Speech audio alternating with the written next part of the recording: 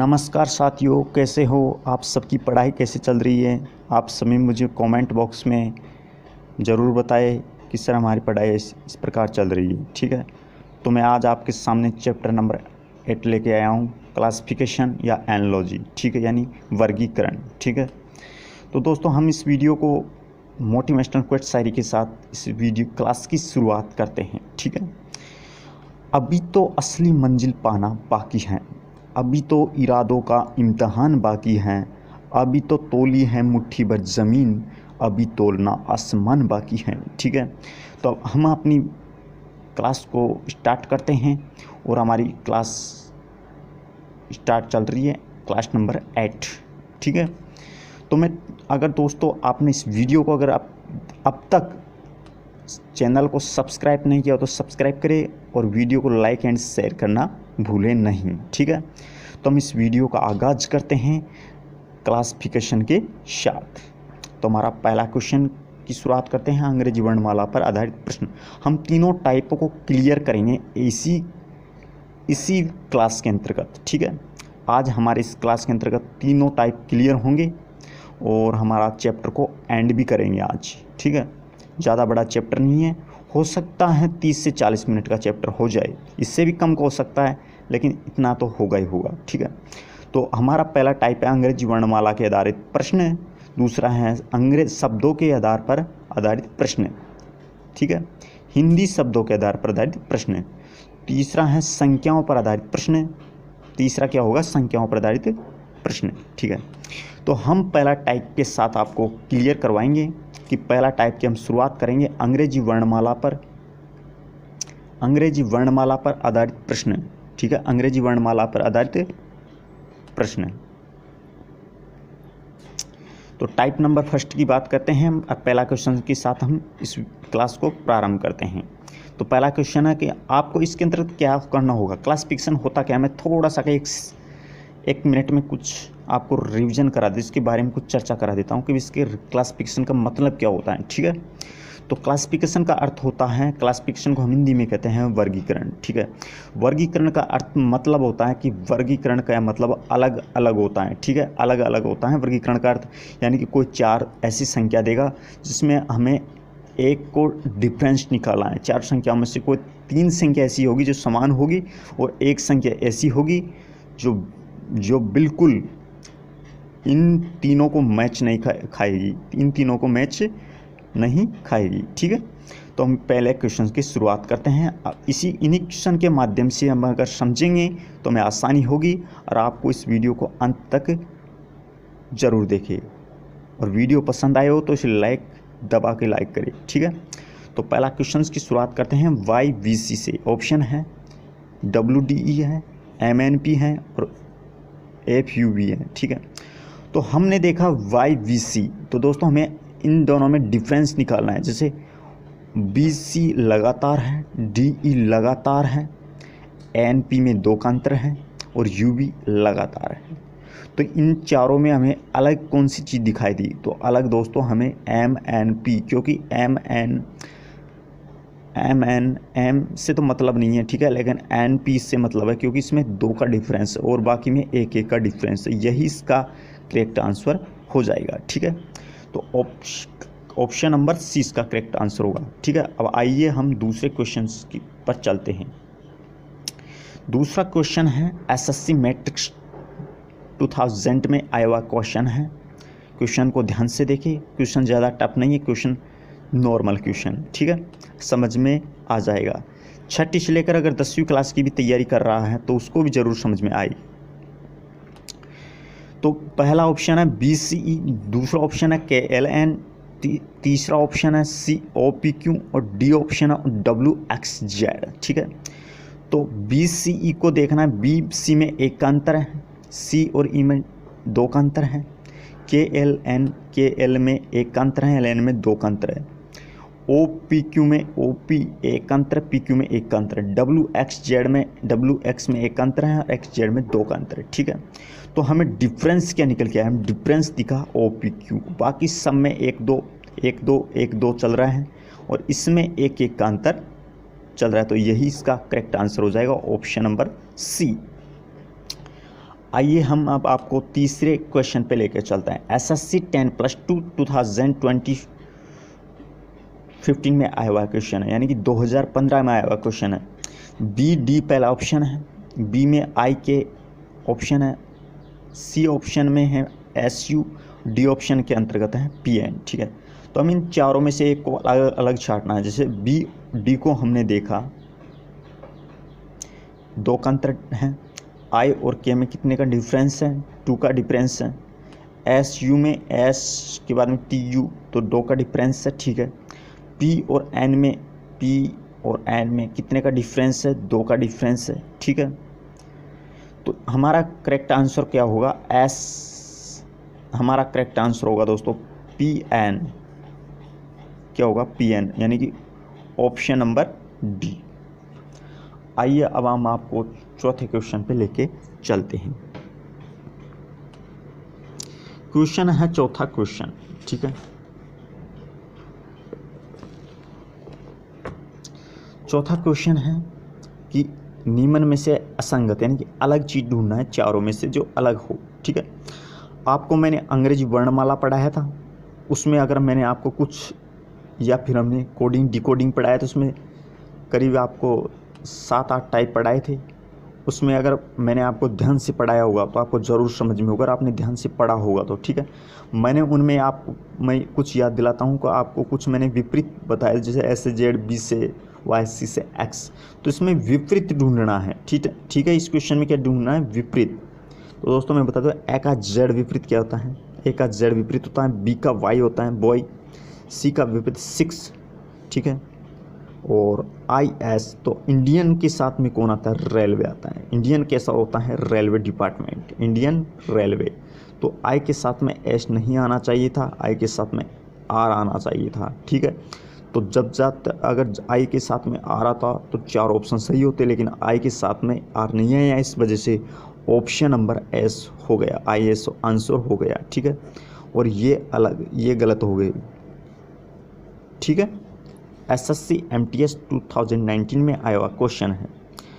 5वें ऑप्शन है, पहला ऑप्शन है BDE, B ऑप्शन है XPD, C ऑप्शन है HQ और D ऑप्शन है MKB। अगर दोस्तों ये मैं आपके लिए इस आपको लिए क्वेश्चन दे रहा हूँ, होमवर्क, जिसको आप घर पे बैठकर करना है, और आप इसे कमेंट बॉक्स में मुझे आंसर भेजें, इसमें आंसर क्या आएगा। ठीक है, क्वेश्चन नंबर 6 को मैं समझा देता हूँ कि BD6, FG13, AG8 और PB19, ये हमारे पास में ऑप्शन है चारों, इनमें अलग ढूंढना है। और हमें देखना है कि ये पहले आया होगा तो दूसरा भी इस प्रकार आया होगा, तीसरा भी इस प्रकार आया, लेकिन चौथा ऐसा होगा जो कुछ भी नहीं आया होगा, अलग ही मैच कर रहा होगा। ठीक है, अलग ही क्वालिटी का दिख रहा होगा। ठीक है, तो पहला है BD6। तो BD6 क्यों आया, इसका रीजन देखते हैं। साइंटिस्ट की तरह हम खोज करने लग जाते हैं। तो B का कोड कितना होता है दोस्तों, B का कोड होता है 2, D का कोड कितना होता है 4। अगर B D को आपस में हमने ऐड किया तो कितना आता है, 6 आता है। ठीक है, FG, अगर F का कोड 6 होता है तो G का कोड कितना होता है, 7 होता है। अगर F प्लस G को हमने ऐड किया तो कितना आता है, हमारा 13 निकल के आता है, 13। ठीक है, वैसे ही हमने लिखा PB19 को, देखते हैं इसको मिलता है नहीं मिलता है।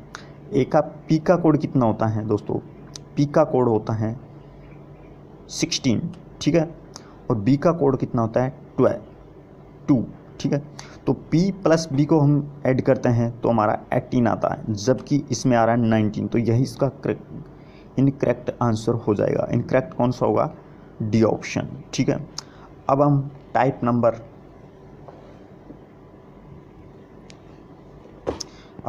नंबर 2 में प्रवेश करते हैं। ठीक है, हमारा टाइप नंबर 2 है संख्याओं पर आधारित प्रश्न। ठीक है, तो मैंने बताया था संख्याओं पर आधारित प्रश्न के बारे में, वो कुछ संख्याओं पर खेलेगा हमारे साथ क्वेश्चन। ठीक है, कभी वो भाज्य दे देगा तीनों, और वो कभी एक ही संख्या जिसमें अभाज्य पटक देगा, या फिर कभी वो तीनों में भाज्य पटक देगा, कभी वो अभाज्य देगा।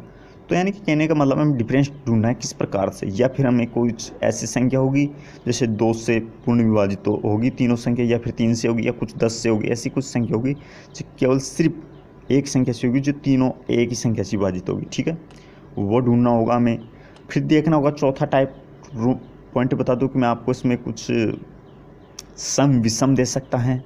ठीक है, सम विषम भी दे सकता है, कभी वो आपको वर्गमूल दे सकता है, कभी वो आपको घनमूल दे सकता है। इन पर आपको क्वेश्चंस पूछेगा वो बार बार। ठीक है, तो पहला क्वेश्चन की हम शुरुआत करते हैं टाइप नंबर 2 में। टाइप नंबर 2 में हम प्रवेश कर गए हैं। ठीक है, तो टाइप नंबर 2 में प्रवेश करके मैं ऑप्शन देख लेता है। पहला ऑप्शन है 4, दूसरा ऑप्शन है 6, तीसरा ऑप्शन है 3, डी ऑप्शन है 9। ठीक है, 4 में अगर 2 4 1 का भाग, जैसे 4 में क्या देखा दोस्तों, हमने क्या चीज़ देखी वो दिखाता हूँ मैं आपको। ठीक है, 4 को हमें पहले भाज्य देखना है कि भाज्य मैच कर रहा है नहीं कर रहा। देखो भाज्य क्या होती है, मैं थोड़ा सा ये बता देता हूँ कि भाज्य वह संख्या होती है जो 2 संख्याओं के अतिरिक्त तीसरी संख्याओं का भाग चला जाए। 2 संख्याओं के अतिरिक्त तीसरी संख्या का भाग चला जाए तो वह भाज्य संख्या होती है। तो 4 में देखते 2 से अतिरिक्त संख्या का भाग जा रहा है नहीं जा रहा है। 4 में 2 का भाग जा रहा है, 4 का जा रहा है, स्वयं 1 का भी जा रहा है, तो ये कौन सी संख्या होगी, भाज्य होगी। कौन सी संख्या होगी, भाज्य। दूसरा दिखाता हूँ मैं 3। तो 3 दोस्तों एक ऐसी संख्या जिसमें सिर्फ 1 का भाग जा रहा है और 3 का भाग जा रहा है, इसके अतिरिक्त और किसी संख्या का भाग नहीं जाती, तो ये एक हमारी पास अभाज्य संख्या है। ठीक है, हम 9 को बताते हैं कि 9 एक ऐसी संख्या है दोस्तों जिसमें 3 का भी भाग जाता है, 9 का भी जाता है और 1 का भी जाता है, तो ये कौन सी संख्या होगी, ये भाज्य होगी। ठीक है, तो ऑप्शन नंबर कौन सा करेक्ट हो जाएगा, ऑप्शन नंबर 3 हो जाएगा करेक्ट आंसर। ठीक है, क्वेश्चन पे आते हैं दूसरा नंबर क्वेश्चन पे। ठीक है, क्वेश्चन नंबर ऑप्शन नंबर है 13, बी ऑप्शन है 15, सी ऑप्शन है 14, डी ऑप्शन है 16। इसमें देखना है डिफरेंस क्या है। ठीक है, अब जैसे मैं आपको डिफरेंस बता देता हूँ।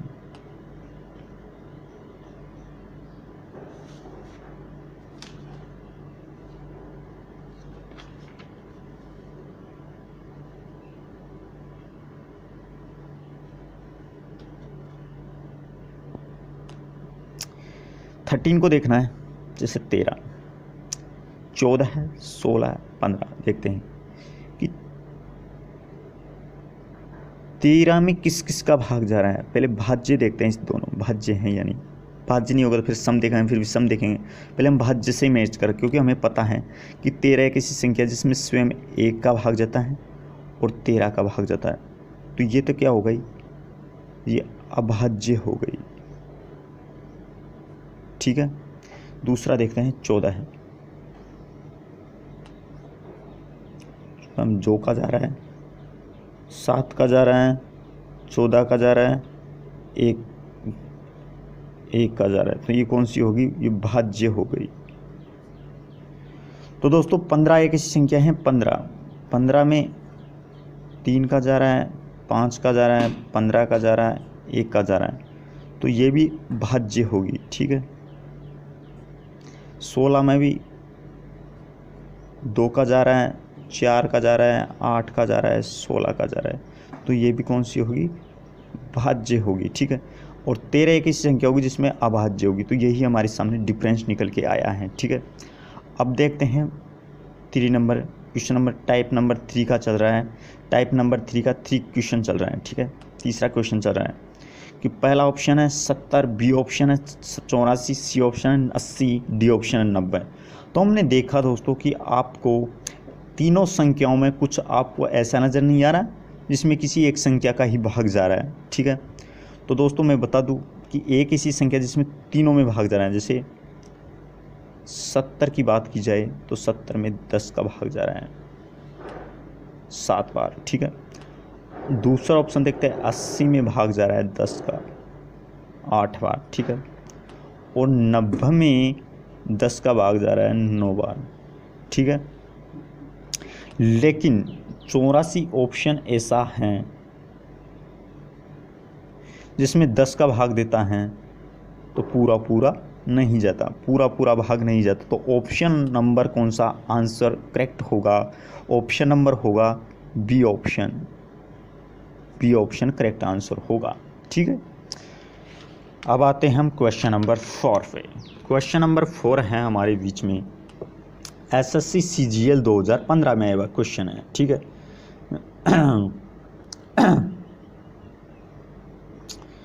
एसएससी सीजीएल 2015 में आया क्वेश्चन है। पहला ऑप्शन है 13, बी ऑप्शन है 120, सी ऑप्शन है 145 और डी ऑप्शन है 50, ठीक है।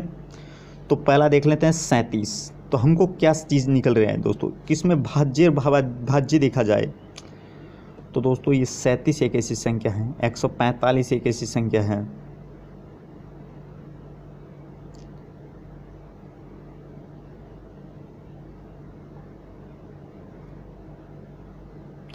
हमें दोस्तों पहली संख्या हमें इसको देखना है कि इसके अंतर्गत क्या हो रहा है। दोस्तों एसएससी सीजीएल मानती है, लेकिन दोस्तों एक क्वेश्चन है जिसमें क्या करना हो, इसमें पहले भाज्य देख लेते हैं, ठीक है। भाज्य और भाज्य 37, 50, 45, 120।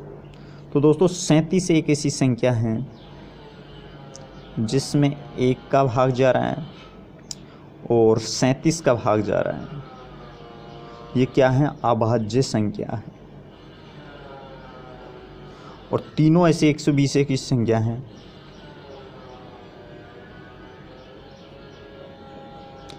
बारह का भाग जा रहा है, इसमें 15 का भाग जा रहा है, 120 का भाग जा रहा है और 1 का भाग जा रहा है, ठीक है। तो ये कौन सी होगी, ये भाज्य होगी। 145 में देखना है, 145 में 5 का भाग जा रहा है, 145 का भाग जा रहा है, 1 का भाग जा रहा है, ठीक है। और 50 में भी जा रहा है दोस्तों, तो 50 में भी 1 का भाग रह जाए, 5 का जा रहा है, 10 का जा रहा है और 50 का जा रहा है, ठीक है। तो ये भी क्या होगी, भाज्य होगी, ठीक है।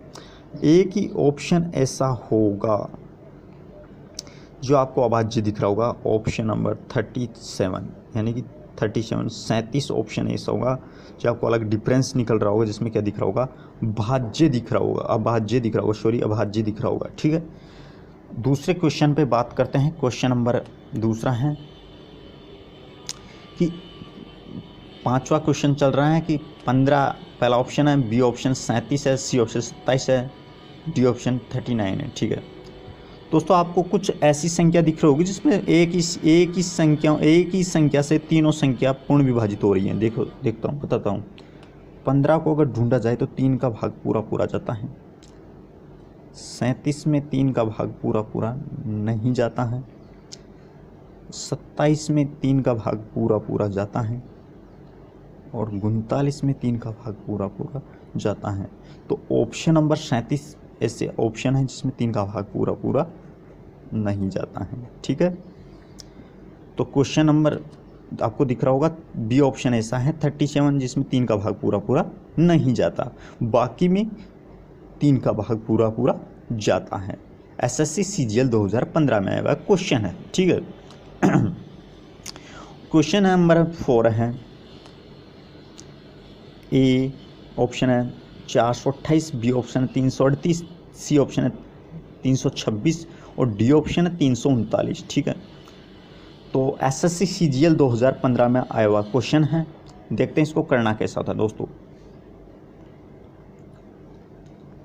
कि 4, 2, 8 कुछ भी नहीं है दोस्तों, बहुत सरल है, लेकिन आपको दिखने में थोड़ा सा कि अजीब लिख रहा होगा, ठीक है।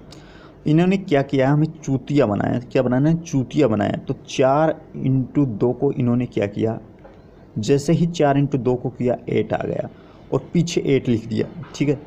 जैसे ही हमें दूसरा ऑप्शन है 3, 9 नहीं आ रहा। देखते इस इन तीनों में भी आता है कि जैसे ऐसे गुणा करने पर 3 × 2 से किया वैसे 6 आ गया,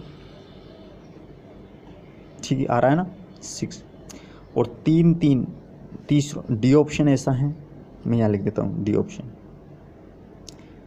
3, 3, 9। देखते हैं 3, 3, 3, इसमें 9 आ रहा है, ठीक है। तो एक ही ऑप्शन ऐसा है जिसमें 4 × 2 किया तो 8 आ गया, 3 × 3 किया तो 9 आना चाहिए, लेकिन 8 है। तो 3 इंटू 2 के 6 आ गया, 3 इंटू 3 क्या है 9। तो ऑप्शन नंबर कौन सा करेक्ट आंसर होगा? ऑप्शन नंबर करेक्ट आंसर होगा हमारा बी ऑप्शन।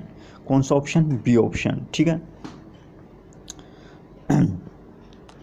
क्वेश्चन नंबर 6 है हमारे पास। पहला ऑप्शन है 64,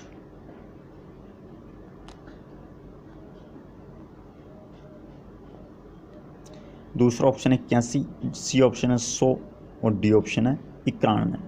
तो आपको एक ऐसे कुछ अलग नहीं दिख रहा है कि अलग सा डिजाइन, जो आपको अलग ही डिजाइन दिख रही है, जैसे 8 का वर्ग है, इस वर्गमूल देखना है आपको किसके अंतर्गत। ठीक है। 81 का किसका वर्गमूल है? 9 का वर्ग 81 है। 91 में कोई वर्ग ही नहीं है। और 10 का वर्ग क्या है? 100 है। क्या आपको ऐसा नहीं दिख रहा है? ये डोपली ऐसा नहीं दिख रहा है जिसको आपको अलग दिख रहा होगा? तो डी ऑप्शन आपको अलग दिख रहा है ना, 91। तो करेक्ट आंसर कौन सा हो जाएगा? D option, option number D. Question number 7 है।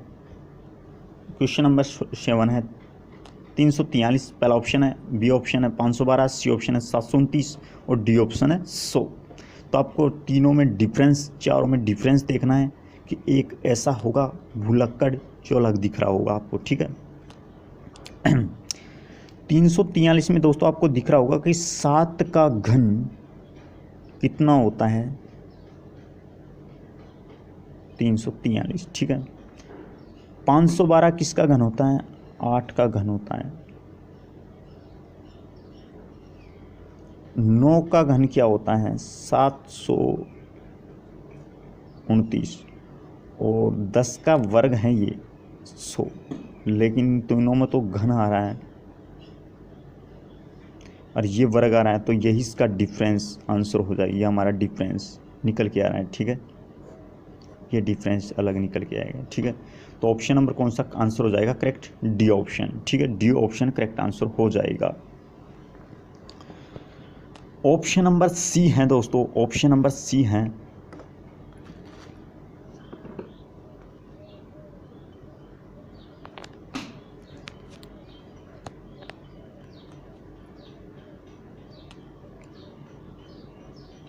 आपको दिख रहा होगा टाइप नंबर हम 3 में प्रवेश कर गए हैं। टाइप नंबर 3 में प्रवेश कर गए हैं और टाइप नंबर 3 का हम नाम देते हैं शब्दों पर आधारित प्रश्न, हिंदी शब्दों पर आधारित प्रश्न। हम यहाँ पर लिख सकते हैं कि हिंदी शब्दों पर आधारित प्रश्न। ठीक है। तो आपको हिंदी में ऐसा क्वेश्चन तो दोस्तों क्या है, इसमें अलग ढूंढना है। ये क्वेश्चन है, ऑप्शन देख रहा होगा, पर 4 ऑप्शन देगा, जिसमें एक कहने का मतलब असमान शब्द होगा। ठीक है। और बाकी का 3 शब्द ऐसे होंगे जो समान होंगे। ठीक है। तो पहला क्वेश्चन शुरुआत करते हैं एसएससी सीजीएल 2015 में आया हुआ क्वेश्चन के साथ में। ठीक है। तो पहला क्वेश्चन है FOAL, जिसे हम बछड़ा कहते हैं, हैन को हम मुर्गी कहते हैं, लैम्प को हम मेमना कहते हैं, लेवरेस्ट को हम खरगोश शावक कहते हैं। आप ध्यान से देखो कि आपको कुछ अलग क्या दिख रहा है इसमें। बछड़ा, मुर्गी, मेमना और लेवेस्ट। क्या दोस्तों आपको ये कुछ ऐसा संख्या आपको अलग नहीं दिख रही है? आपको कुछ संख्या ऐसी चीज़ अलग नहीं दिख रही है जिनमें जानवरों का नाम दिख रहा होगा और बाकी एक ऐसा है जो जानवर का नाम नहीं जानवरों के बच्चों के नाम नहीं दिख रहा होगा। ठीक है। आपको जानवरों के बच्चों का नाम दिख रहा होगा 3 ऑप्शन में, लेकिन एक ऐसा ऑप्शन होगा जिसमें जानवरों के बच्चे का नाम नहीं दिख रहा होगा। ठीक है। अब मैं बताता हूँ, बछड़ा जानवर के बच्चे का नाम होता है, गाय का बछड़ा माना जाता है। ठीक है। मेमना जो बकरी का बच्चा होता है उसमें मेमना कहते हैं। ठीक है। खरगोश शावक जो खरगोश का बच्चा होता है उसे खरगोश शावक कहते हैं। लेकिन मुर्गी, दोस्तों मुर्गी ऐसी है, मुर्गी ऐसी होती है जो बच्चा नहीं है, खुद स्वयं मुर्गी है, जानवर है। ठीक है। तो इसका करेक्ट आंसर हो जाएगा B option, option number B. ठीक है।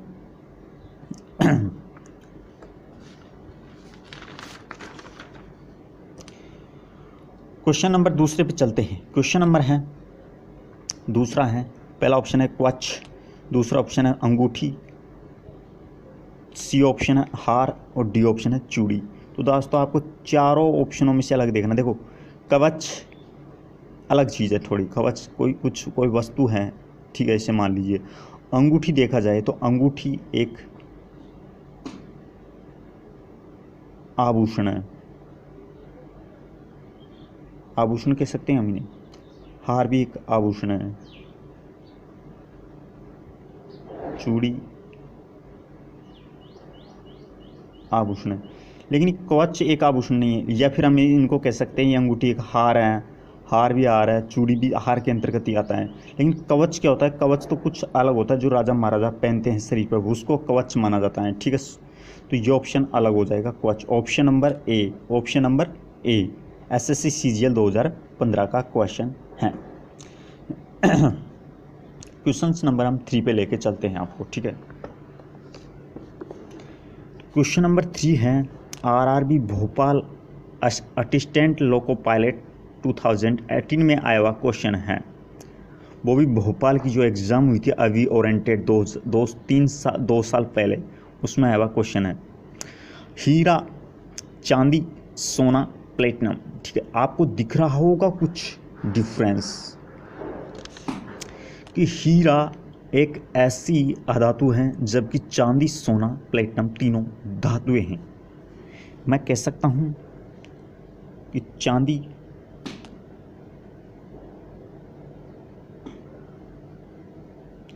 सोना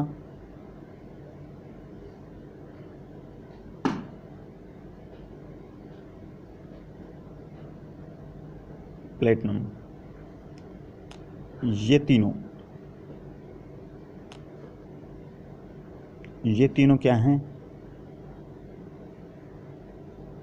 धातुएं हैं। जबकि ये हीरा, ये धातु नहीं है, ये नॉन मेटल है, नॉन मेटल है। ठीक है, तो करेक्ट आंसर कौन सा हो जाएगा, करेक्ट आंसर हो जाएगा हमारा,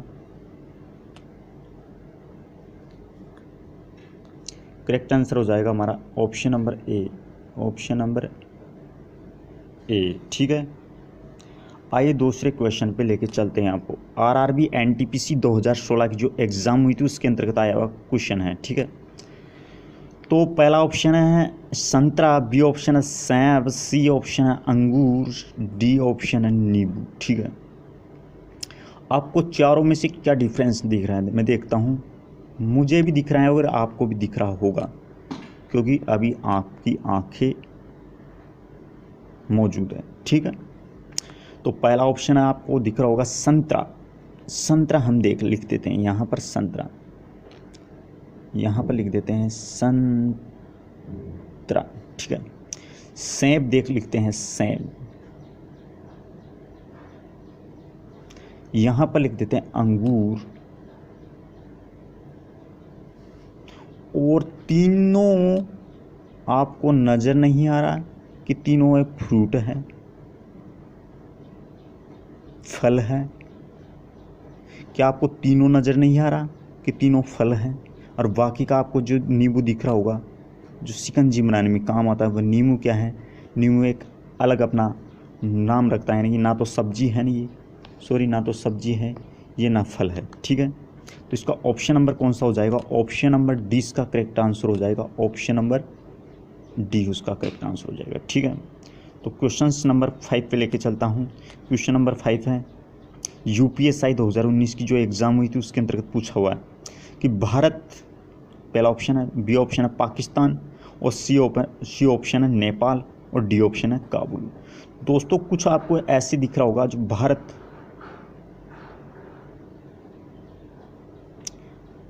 प्लस नेपाल प्लस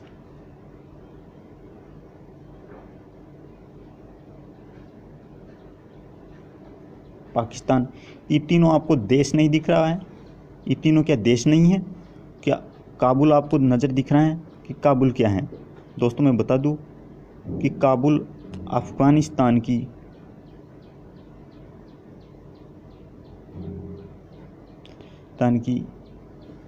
राजधानी है,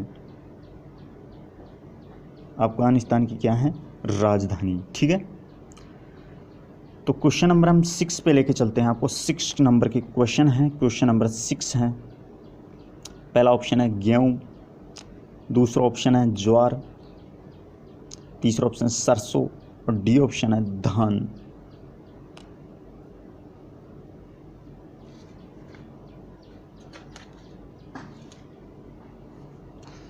दोस्तों आपको क्या ये चीज़ें तीनों सेम दिख रही है? ये चीज़ों क्या आपको सेम दिख रही है? हाँ, ये सेम क्यों दिख रहे हैं मैं बता देता हूँ। ये सभी फसल हैं, गेहूँ फसल है, गेहूँ ज्वार, ये धान, ये तीनों क्या है? फसल है, तीनों फसल है। और बाकी जो दोस्तों आपको सरसों दिख रही है, यह आपको दिख रहा है, ये सरसों क्या है? ये सरसों तिलहन है, तिलहन फसल है, तिलहन क्या है? फसल है। ठीक है, तो क्वेश्चन नंबर 7 पे आपको लेके चलता हूँ। क्वेश्चन नंबर 7 है आलू, ए ऑप्शन है, बी है मूली, सी है प्याज और डी है टमाटर। एसएससी एमटीएस 2017 में आया हुआ क्वेश्चन है, एसएससी एमटीएस 2017 में। ठीक है, तो आलू क्या है? एक आलू मैं बता देता हूँ, यहाँ पे लिख देता हूँ, आलू जमी के अंतर्गत बोए जाते हैं। ठीक है,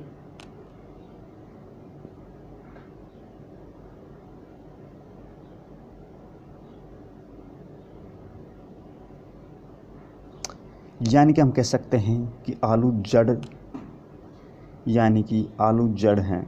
ठीक है, या फिर मूली हैं,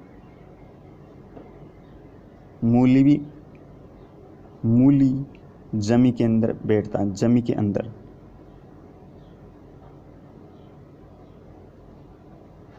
ठीक है, और प्याज जिसे हम ओनियन कहते हैं, आपको दिख रहा होगा, आपने कभी देखा होगा कि प्याज कभी कभी ऐसा होता है जो हमें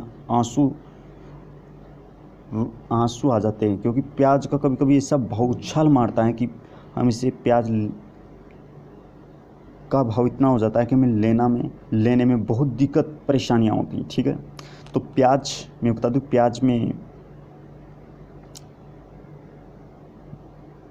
जमी के अंदर बोए जाते हैं।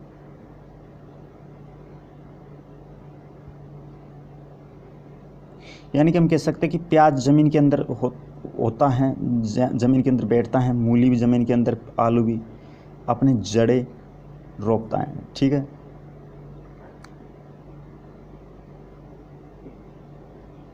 और बाकी आपको दिख रहा होगा कि जो टमाटर है, टमाटर एक ऐसा पेड़ होता है जो, कहने का मतलब जो जड़ में, क्यों मतलब ज़मीन के अंदर नहीं होता है। टमाटर एक बड़ा टमाटर एक छोटा पौधा है, ज़्यादा बड़ा नहीं होता, जो पेड़ के अंतर्गत ही टमाटर आते हैं, लेकिन टमाटर ज़मीन के अंदर उपस्थित नहीं होता। तो इस वजह से करेक्ट आंसर हो जाएगा ऑप्शन नंबर डी, टमाटर। ठीक है, तो इसमें डिफरेंस देखना है, आलू ज़मीन के अंदर बोए जाते हैं, मूली ज़मीन के अंदर आते हैं, यानी कि आलू को हम ज़मीन के अंदर खोदते हैं जब निकलता है, मूली भी ज़मीन के अंदर जब खोदते हैं जब निकलते हैं, जब प्याज भी ज़मीन पहले बो देते हैं, बोने के बाद में अगर ज़मीन को खोदते हैं तब प्याज निकलता है। ठीक है, और टमाटर एक ऐसी चीज़ है, टमाटर ज़मीन के अंदर नहीं बैठता है, टमाटर पेड़ में ही आते हैं। ठीक है, तो ऑप्शन नंबर कौन सा करेक्ट आंसर होगा? Option number D correct answer हो जाएगा। तो आते हैं हम क्वेश्चन नंबर 8 पर। क्वेश्चन नंबर 8 है, पहला ऑप्शन है गुजरात, बी ऑप्शन है उत्तर प्रदेश, सी ऑप्शन है हरियाणा और डी ऑप्शन है मध्य प्रदेश। तो गुजरात क्या आपको क्या नजर आया? गुजरात आ रहा है राज्य है, उत्तर प्रदेश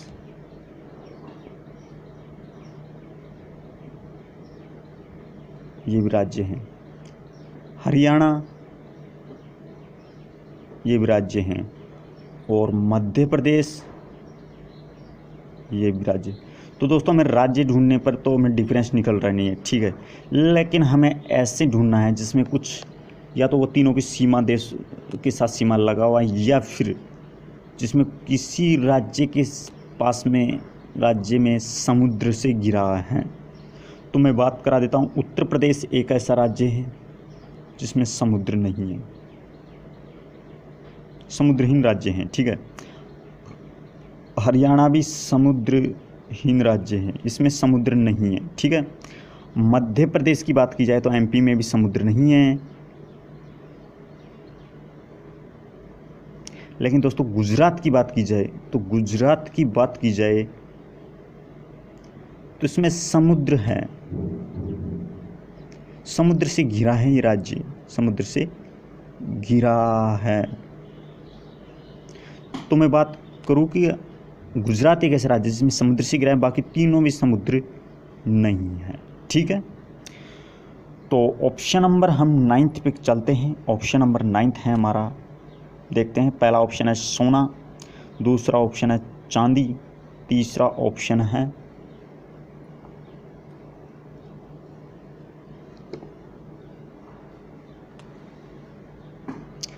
सोना, चांदी, पीतल, तांबा। पहला ऑप्शन है सोना, बी ऑप्शन है चांदी, सी ऑप्शन है पीतल और डी ऑप्शन है तांबा, ठीक है। तो दोस्तों आपको अब डिफरेंस देखना है। डिफरेंस आपको क्या नजर आए कि सोना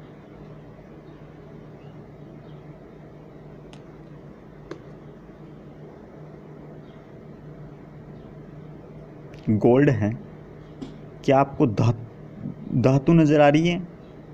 आप कहोगे सर जी यस। क्या आपको चांदी धातु नज़र आ रही है? आप कहोगे सर यस।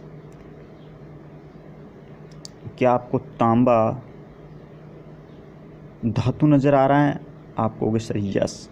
लेकिन क्या हुआ, थोड़ी सी पीतल एक ऐसी धातु है जो धातु ना होकर क्या है, मिश्र धातु है। पीतल क्या है, मिश्र धातु है। पीतल क्या है, मिश्र धातु है। यानी कि ऑप्शन नंबर कौन सा होगा correct answer? Option number C correct answer हो जाएगा, ठीक है। तो दोस्तों अगर आपको ये वीडियो पसंद आए हो तो इस वीडियो को लाइक करें एंड शेयर करें और सभी दोस्तों के पास शेयर करना भूले नहीं। तो दोस्तों मैं कुछ थोड़ा सा का आपको बता देता हूँ कि हमने क्या किया है। हमने एक प्लान मैं बता देता हूँ दोस्तों।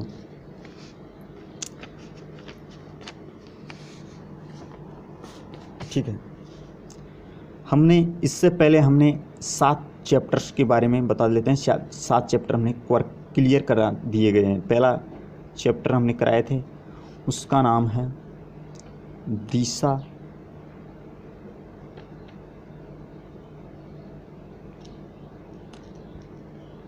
परीक्षण, ठीक है।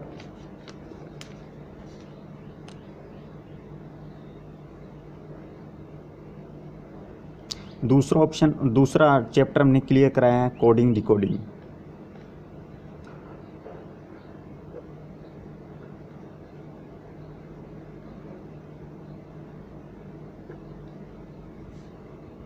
तीसरा चैप्टर है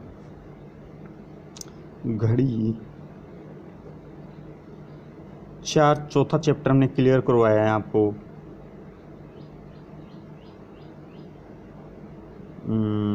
चौथा चैप्टर क्लियर करवाया। चौथा चैप्टर का नाम है मैट्रिक्स।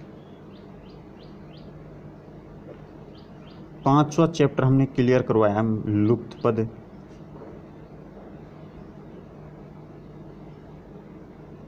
ठीक है, 6 नंबर का जो चैप्टर मैंने क्लियर करवाया है आपको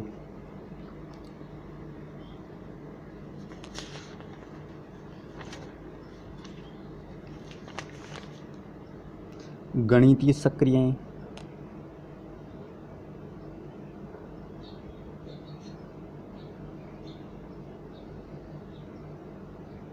ठीक है, और जो 7 नंबर का जो चैप्टर है वो क्लियर करवाया है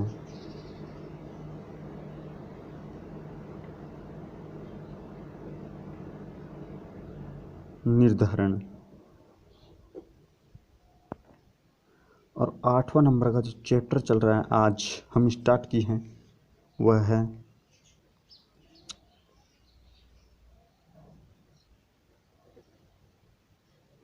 वर्गीकरण। ठीक है, आज हमने इसको स्टार्ट किया है और आज हमने इस चैप्टर को क्लियर करवा दिया गया है। ठीक है, तो ये हमारा चैप्टर क्लियर हो गया है और अब हम नए टॉपिक के साथ में हम प्रवेश करेंगे हैं। ठीक है,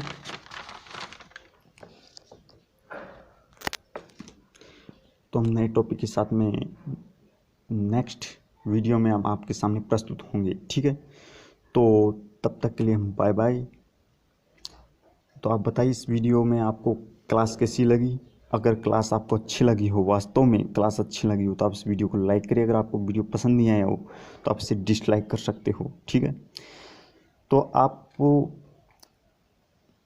मैं नए टॉपिक के साथ में लेके आऊँगा और इसके बाद में मैं आपको स्टैटिक्स जीके के बारे में चर्चा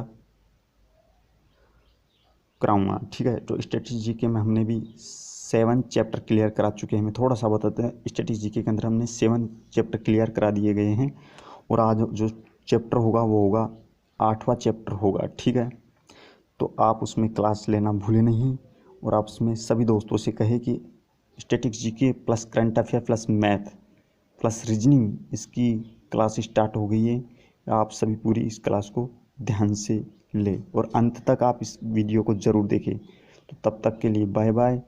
जय हिंद, जय भारत, वंदे मातरम।